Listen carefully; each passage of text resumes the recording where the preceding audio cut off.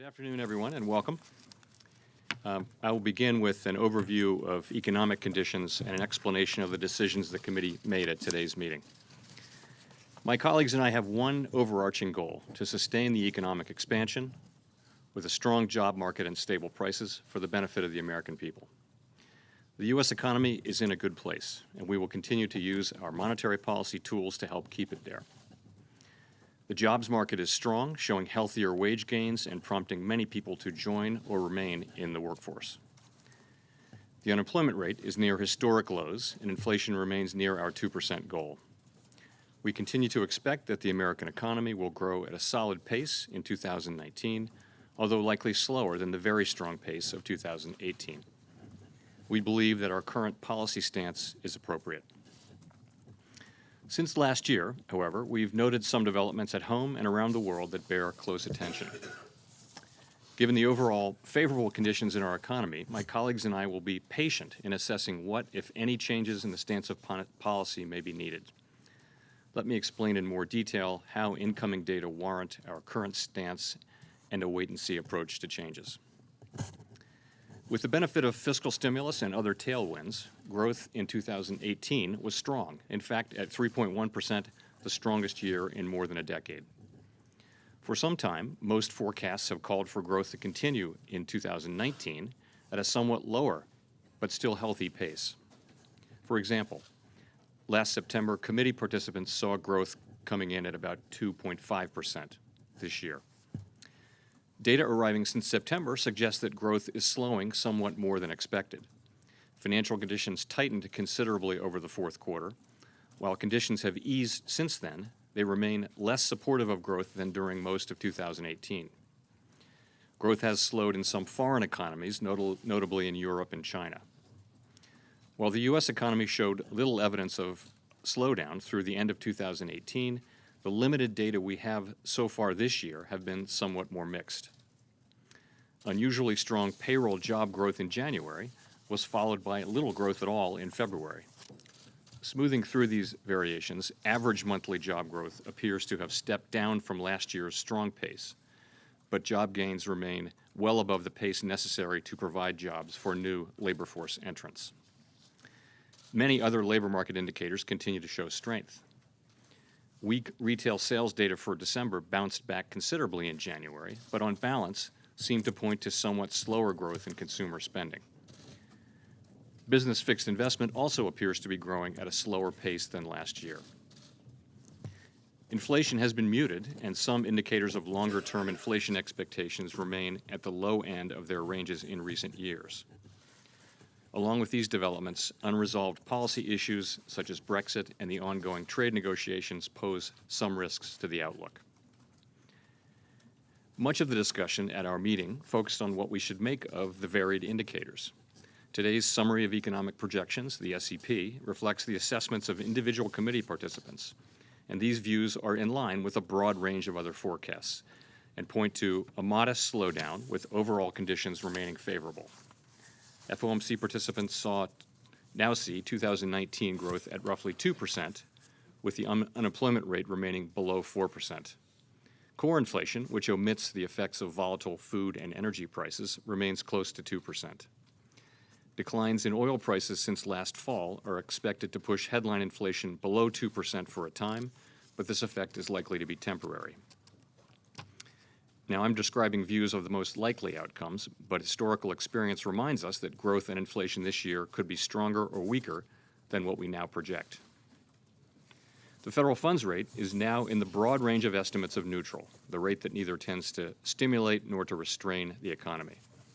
As I noted, my colleagues and I think that this setting is well suited to the current outlook and believe that we should be patient in assessing the need for any change in the stance of policy. Patient means that we see no need to rush to judgment.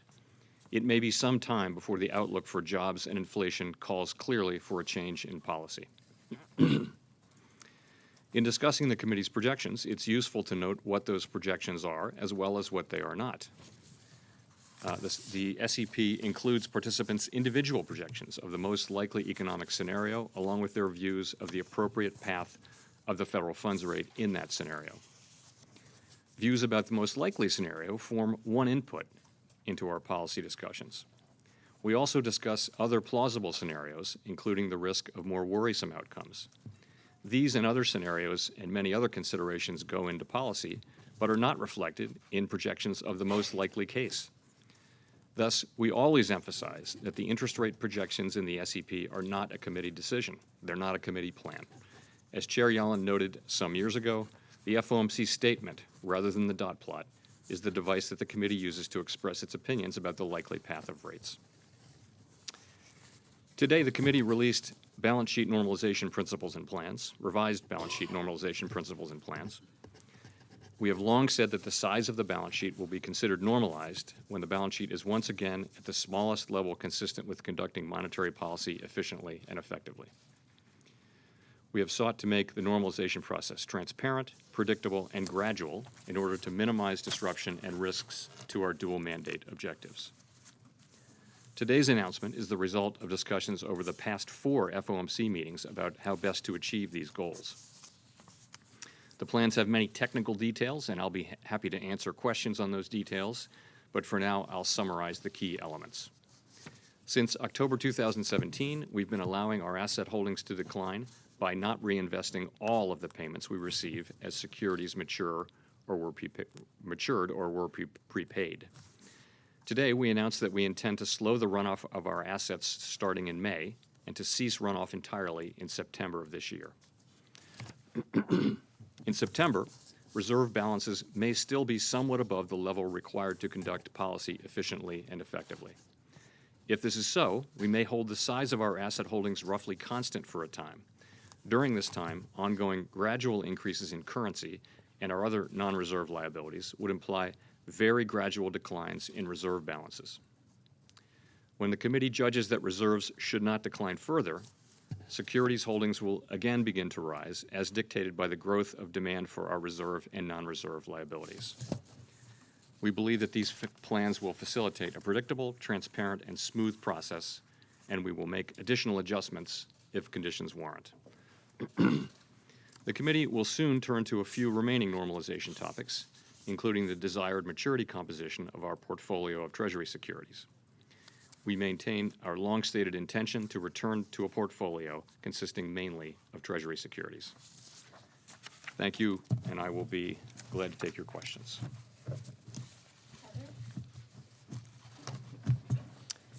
Heather Long from the Washington Post. On the broader economy, can you clarify how worried the FOMC is about a steep slowdown? Some of the actions today look like there is more worry.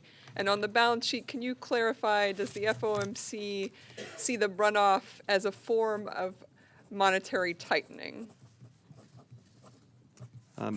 So on the outlook, our outlook is a positive one. So as I mentioned, FOMC participants continue to see growth this year of around 2%, just a bit below what we saw back at the end of last year.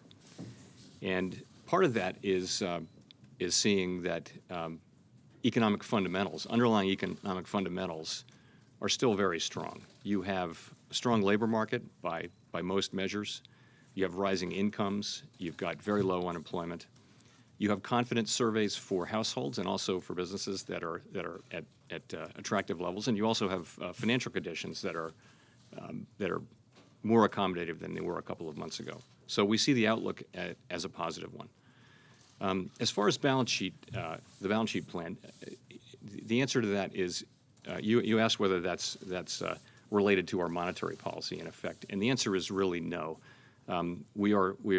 We think of the interest rate tool as the principal tool of monetary policy, and we think of ourselves as returning the balance sheet to a normal level over the course of the next 6 months.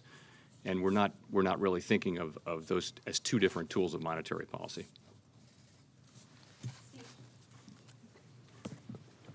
Steve Leisman, CNBC. Mr. Chairman, can you talk about how global developments are affecting the U.S.? What's the cause of the weakness over there? How much is it responsible for the downgrade in GDP over here? And what impact are tariffs, both in the United States and retaliatory tariffs, having on both the U.S. and the global economies? Thank you.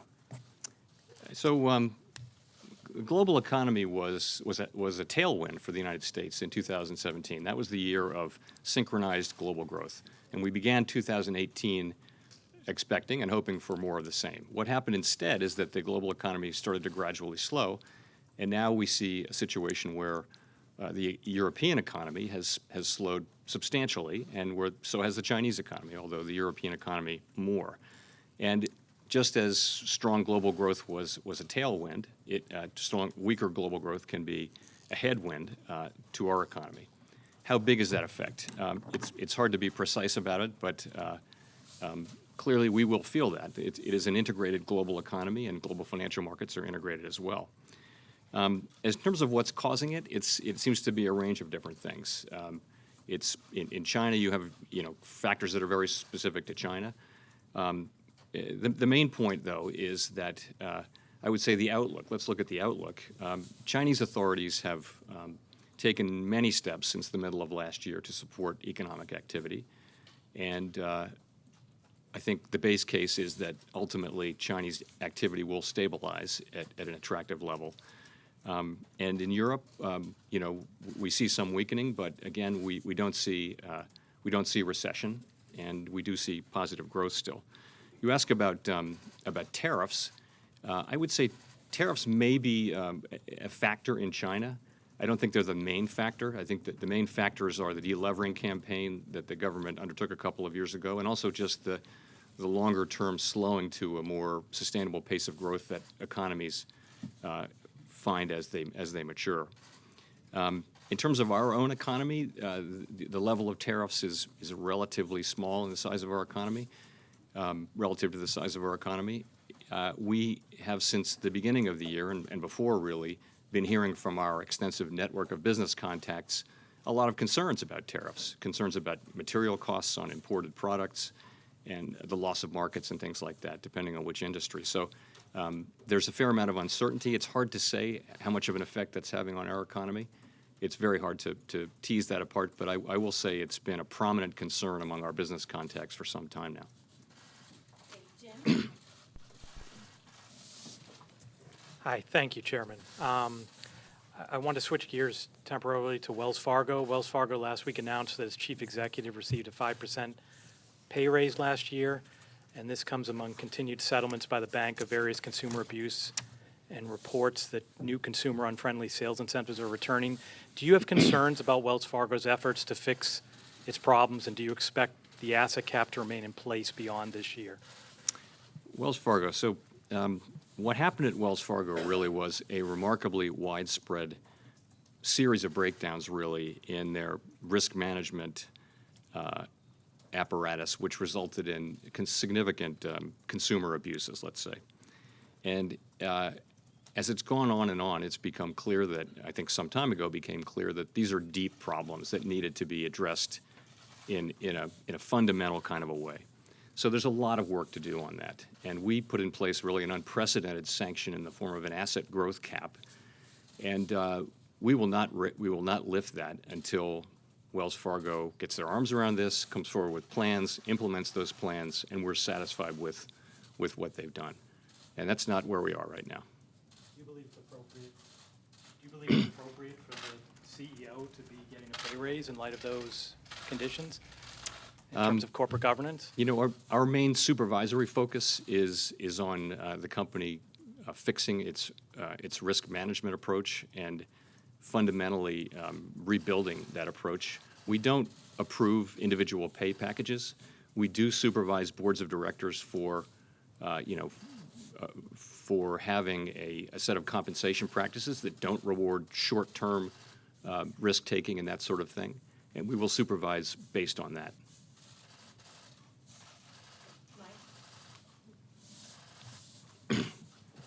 Michael McKee with Bloomberg Radio and Television. I wonder if you could discuss the balance of risks. I know you said that the outlook among the committee members is a positive one, but since the end of the meeting, the 3-month, 10-year Treasury spread has fallen to 7 basis points, and now, according to Fed Funds Futures Trading, there's a 50% chance of a rate cut by next January. How far off of the markets, what do you think the risks actually are?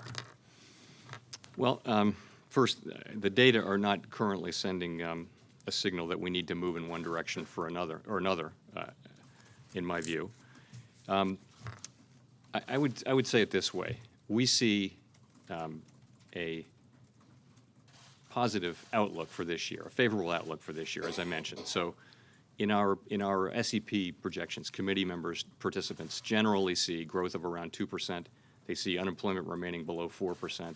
They see inflation remaining close to target, and they see growth, as I said, around 2%. So, that's a positive outlook. It's a favorable outlook. We're also very mindful, and we have been, of course, all along, of what the risks are. So you mentioned some of them. You see slowing global growth. You still haven't. There's no resolution of Brexit. There's no resolution really of the trade talks. These are ongoing risks. We're also carefully monitoring what's happening with U.S. growth. We called that out in our statement. The limited data that we have do show a slowdown. On the other hand, as I mentioned, we see the underlying economic fundamentals for growth this year as still very positive. So that's really how we're thinking about it.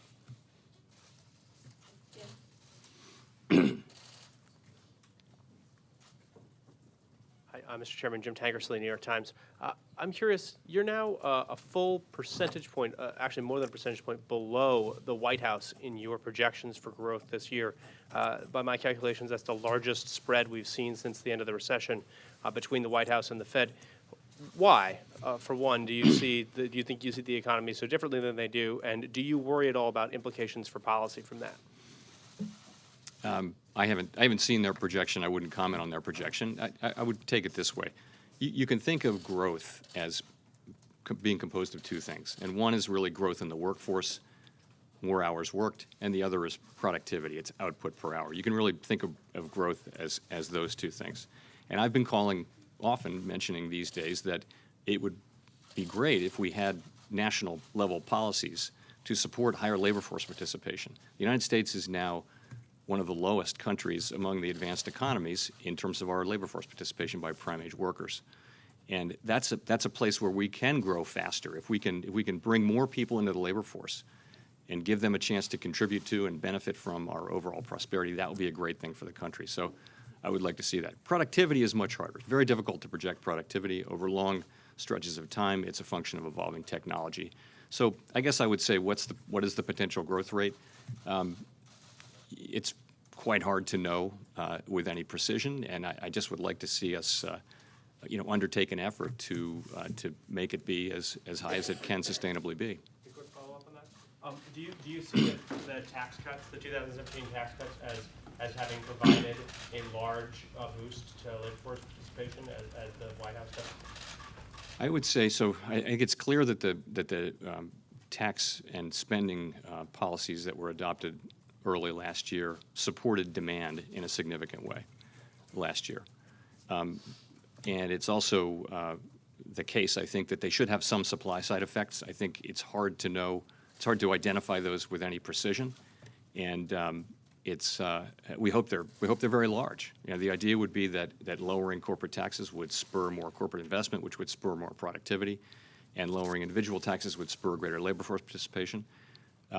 I wouldn't want to be assigning credit or blame for that, but I do think that the performance of labor force participation over the last really 3 or 4 years has been an upside surprise that most people didn't see coming, and it's extremely welcome.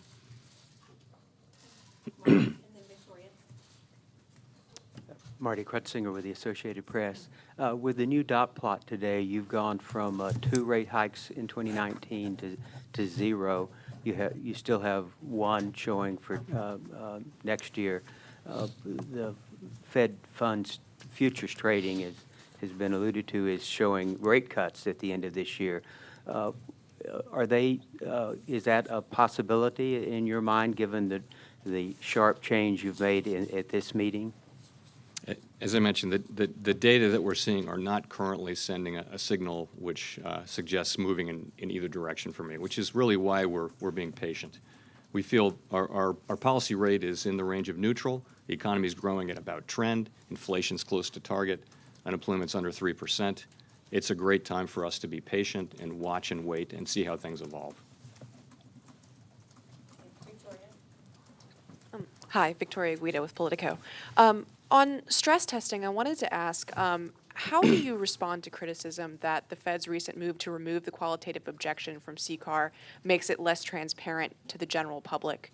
And then also, Governor Brainerd dissented on that decision, and she's dissented on some other decisions as well regulatorily recently. Does it concern you, given that the Fed has traditionally been a consensus-based organization, if you keep having these decisions where a board member is not on board with them? So you mentioned the qualitative aspect of CCAR, and the large U.S. financial institutions have made significant progress there, and are now much better at the capital planning process. And for really some time now, for a couple of years, we've talked about moving supervision of that process, moving to a supervisory approach to that rather than having a pass-fail in the stress test. We've been talking about that for quite a while.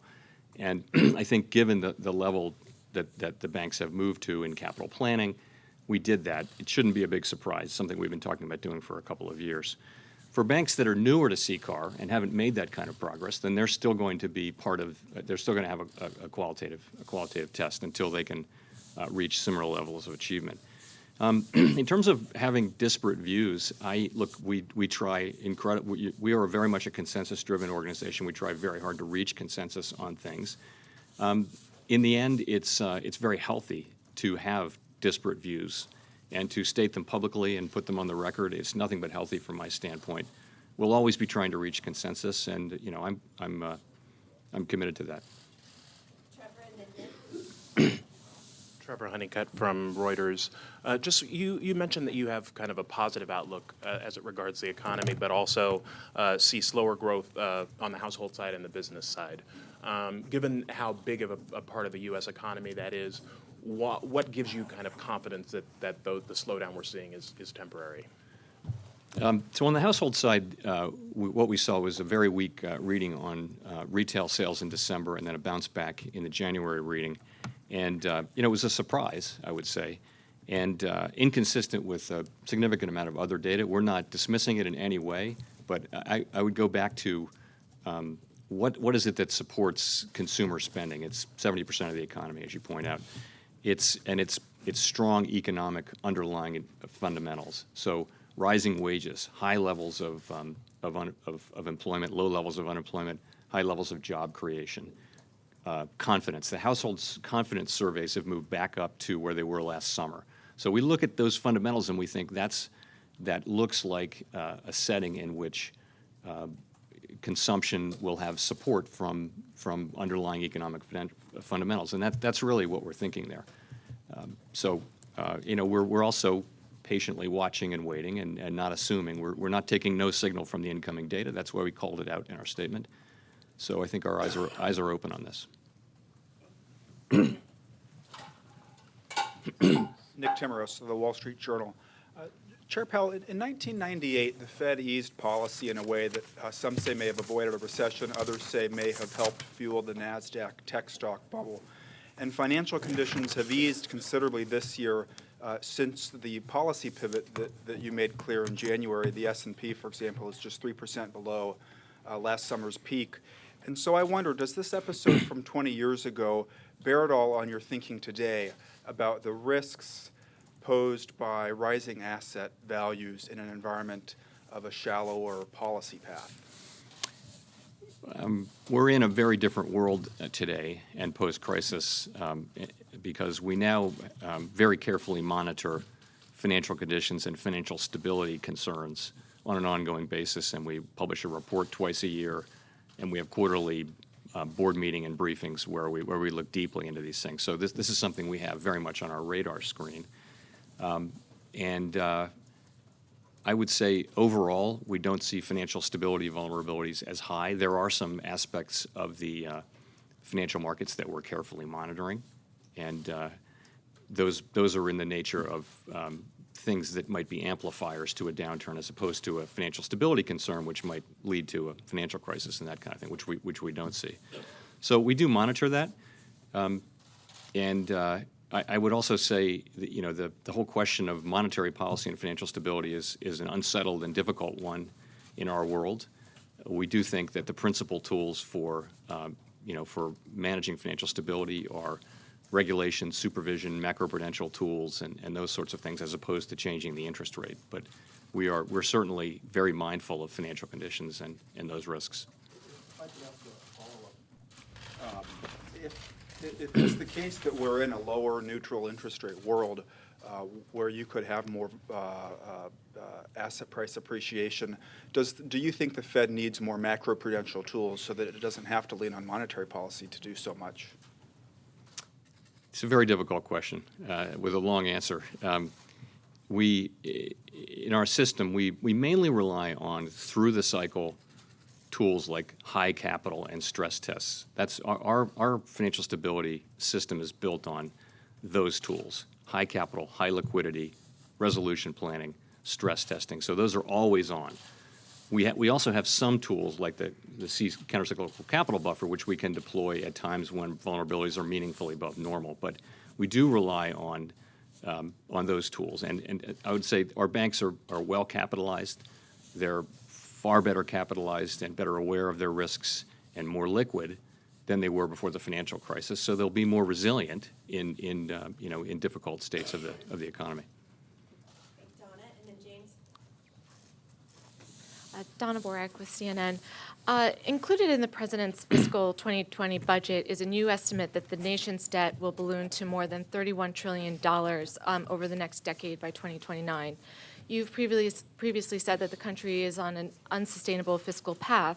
How alarming is that number to you? And while the United States might not be quite there yet, when do you begin to worry about a possible credit crisis? I do think that deficits matter, and I think it's not really controversial to say that our debt can't grow faster than our economy indefinitely, and that's what it's doing now. So this is something we will have to deal with, and I think we can't really lose sight of that, and I'd like to see a greater focus on that over time. It's not in the nature of a near-term debt crisis or anything like that, and I wouldn't want to try to predict when that would happen. But it is something that it's important that the public discussion really come back to, if I can say that, and we will have to deal with it eventually. James Politi of the Financial Times. There's huge uncertainty at the moment over the fate of the Brexit negotiations. How much of a factor has this been for the Fed in turning towards a kind of patient approach to monetary policy, and what's your base case on that? And on the size of the balance sheet, do you have a numerical estimate for where it will be at the end of September once the runoff is complete? So of course we're watching Brexit carefully and hoping that it can be resolved in an orderly way. From our standpoint, the part of it that we can control is that we've been involved with supervising our financial institutions that are active either in the United Kingdom or the European Union or both, to make sure that they're ready for the full range of possible outcomes to Brexit. So, and in doing so, we've also worked alongside regulators from the United Kingdom and the EU. So we do again hope that can be resolved well. But we know that our banks are well capitalized and resilient to different kinds of events. In terms of the size of the balance sheet, the balance sheet will be of a size of approximately 17% of GDP around the end of this year, down from 25% of GDP at the end of 2014. So significantly smaller relative to GDP than it was. I'm guessing you're looking for a dollar number, though, probably. And that would be, so for the size of the balance sheet, it looks like it'll be a bit above $3.5 trillion then.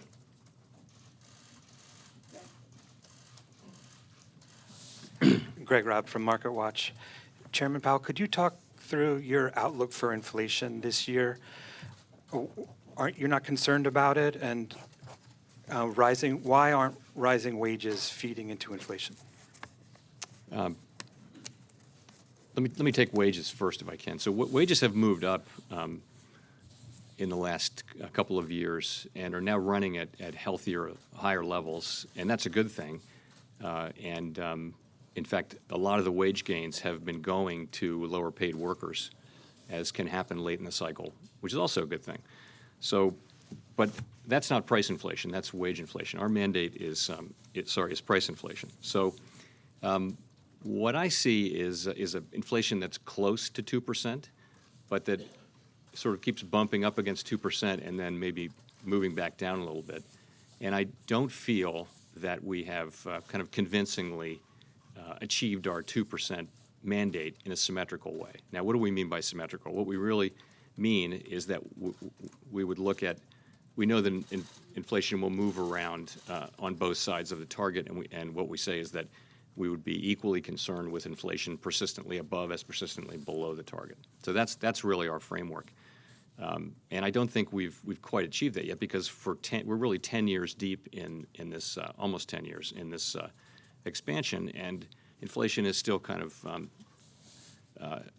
I'd say, not clearly meeting our target. So that's one of the reasons why we're being patient. I think, as I've said before, I think inflation that is a little bit below our target, particularly headline inflation this year, will be meaningfully below our target for most of the year because of lower oil prices. But we project that core will be too. That gives us the ability to be patient and not move until we see that our target goals are being achieved. I mean, I just wanted to press a little bit about what is the story the committee, when you get in the discussion today and yesterday about inflation, what kind of is the story that emerges? So there are a bunch of different stories. There's no real easy answer. One of them is just that the natural rate of unemployment is lower than people think. That's one way to think about it, that there's still more slack in the economy. Another is that inflation expectations play a very key role in our framework and other frameworks. And there's the possibility that some people discuss of expectations being anchored but below 2%. And so either way, inflation itself has kind of bounced around a little below 2%. That's the record. Hi, Chairman Powell. Thanks for the question. Paul Kiernan from Dow Jones Newswires. I'm just kind of curious. I mean, this below target inflation is a global phenomenon, at least across advanced economies. And I'd just like to kind of hear your thoughts about what kind of challenges that poses to policymakers like yourself and the global economy in general. Yeah, thanks. It's a major challenge. It's one of the major challenges of our time, really, to have inflation,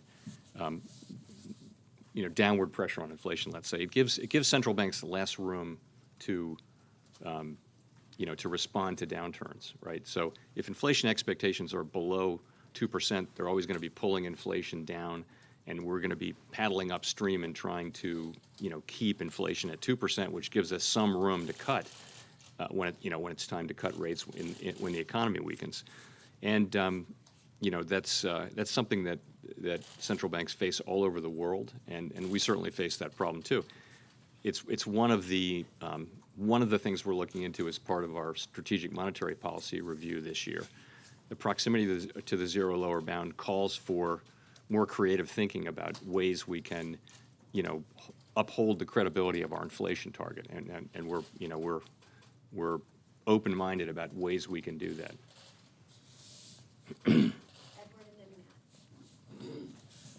Edward Lawrence from Fox Business Network. So I counted 5 downgrades in the first paragraph of the FOMC statement. What conditions do you need to see in order for a rate cut or a rate hike on the other side of that then? Well, I think we wanted to be careful to go ahead and acknowledge the things. I think it's relatively little hard data so far this year, but we were careful to point out lower retail sales, the weak November meeting, BFI, all those things, and I think that was the right thing to do. Notwithstanding that, we do have a positive outlook for the year, for the reasons I mentioned. Solid underlying economic fundamentals, et cetera. So, and in terms of what it would take, I'd say again today we don't see data coming in that suggests that we should move in either direction. They suggest that we should remain patient and let the situation clarify itself over time. When the time comes, we'll act appropriately. Matthew and then Nancy. Hi, Matthew Boesler, Bloomberg. Fed Vice Chairman Rich Clarida has talked about how the decline in labor's share of income and the corresponding high profit margins might mean that lower unemployment and higher wage growth is not flowing through to price inflation the way it used to.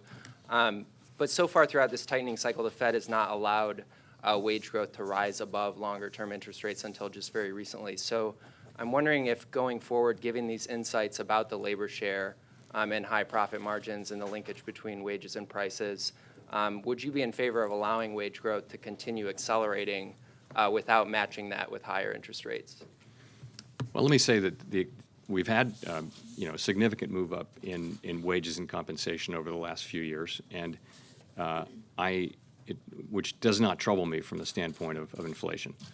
We've also had in other cycles, we've had situations where unit labor costs were moving up above inflation, and that didn't lead to price inflation. It does, in theory, it can squeeze corporate margins, and that can't go on indefinitely. But nonetheless, I don't see the current wage picture as concerning from an inflation standpoint. More generally, to the extent that wage growth in excess of interest rates allows households to pay down debt faster, whereas interest rates in excess of wage growth risk a further buildup in debt, how do you account for the sort of financial stability consequences of varying interest rates relative to wage growth? I don't think we look at. I understand what you're asking about. We're looking at our mandate is price inflation and maximum employment, and that's what we're looking at with setting interest rates. And we also monitor financial stability very carefully across all meaningful asset categories. I don't think we tie it particularly to the relationship you're talking about. Nancy Marshall-Genzer with Marketplace. Just a quick follow-up on Brexit. You mentioned that you're making sure that U.S. financial institutions are ready for whatever outcome. I'm wondering, can you be a little more specific about that? And also, how are you preparing for any pressures that a hard Brexit would put on the U.S. dollar? Well, as I mentioned, with the stress tests that the largest financial institutions, and those are the ones that tend to be active internationally, that they undergo every year, we put them through very large financial shocks with large losses and big changes in markets every year, and we vary that every year. So that's a pretty good, having done that for a number of years now, and having them be required to have adequate capital and liquidity even after all that happens. So that's a good thing to have done, knowing that you're going into something that's quite unknown, and which may prove stressful. It may not prove stressful, depending on what the outcome is. So I think all that has probably prepared our institutions well. That said, nothing like this has happened in recent years, and so it's really hard to be confident. So we're very watchful about what's going on.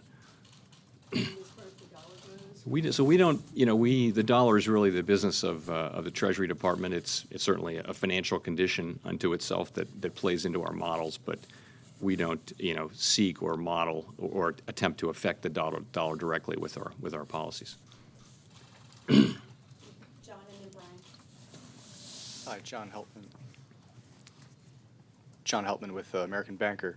I have a question about the Fed's proposal from October of last year regarding enhanced prudential standards for banks above $250 billion. Some analysts have suggested that that proposal could encourage consolidation, mergers, and acquisition among banks, particularly at the upper end of the range. I'm curious if the Fed anticipated that outcome and whether you have any reservations or whether the Fed cares about bank consolidation more generally.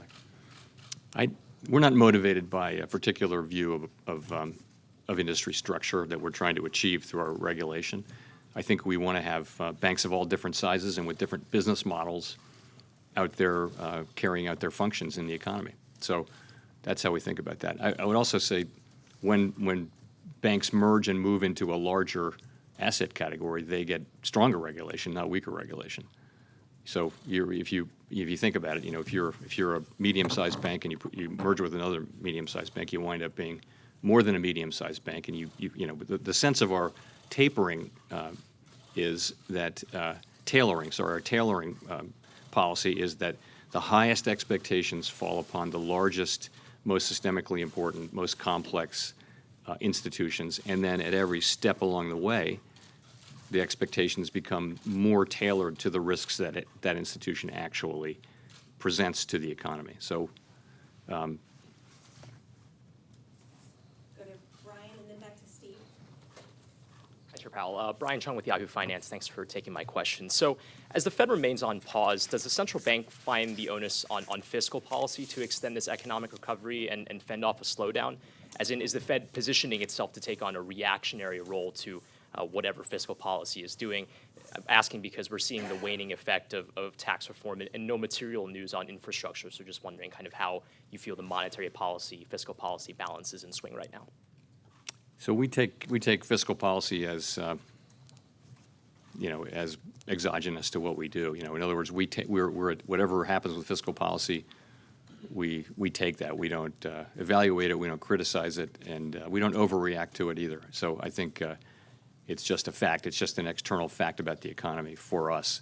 I mean, our policy is the reason we're on hold is that we think our policy rate's in a good place, and we think the economy's in a good place, and we're watching carefully as we see these events evolve around the world and at home, and we think that's what we need to be doing.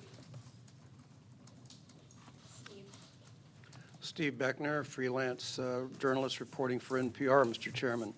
The Fed has been allowing the average maturity of securities in its bond portfolio to lengthen. Is this consciously aimed at flattening the yield curve?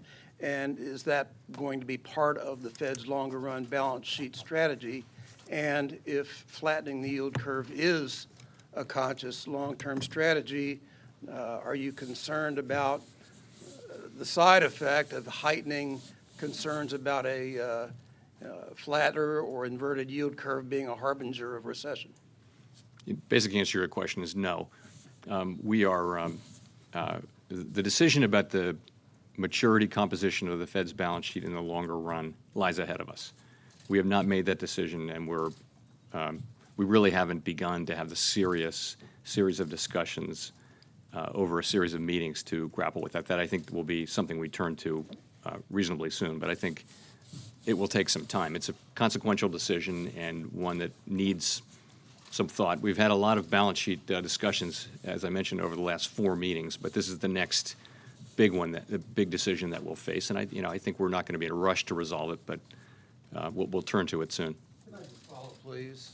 Well, how do you account for the fact that the average maturity has in fact been lengthening and contributing to a flattening of the yield curve? Is that what's causing that? I think isn't it just that as securities roll off, you wind up investing in as a 10-year rolls off, you wind up investing in a 10-year, and automatically that lengthens things. It's not at all a plan to lengthen the balance sheet. It's just been, we've tried to have a practice that we don't deviate from, and it's transparent, and no policy message in that. Jean, and then Courtney. Hi, Jean Young with Market News. I wanted to ask, at what point do you expect to begin to allow the balance sheet to grow slowly again? How will you make that decision? So as I mentioned, the balance sheet runoff will stop at September 30, and if it is our view at that time that we're still a ways away from a ways above a balance sheet that is what we need to efficiently and effectively conduct monetary policy, at that time we will hold the balance sheet constant, and then what will happen is organically, very, very gradually, currency and other non-reserve liabilities will grow and reserves will shrink. And the question you're asking is, how long will that go on? The truth is, we don't know. And we don't really know that we'll move past September 30th. The level of reserve demand is something that we've put a lot of effort and time into creating estimates based on market intelligence and surveys and that kind of thing. The truth is, we don't know. It may evolve over time. And so we'll just have to see. I wouldn't want to put a time out there for that, but so I'll just leave it there. Courtney with the last question.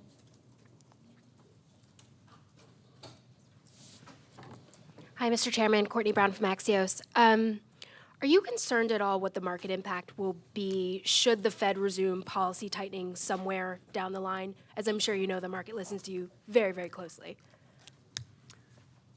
You know, I'm just going to say that I think we're in a good place right now, which is we're being patient, we're watching. We don't see any data pushing us to move rates in either direction, and we're going to watch carefully and patiently as we allow events to evolve. And when they do clarify, we will act appropriately.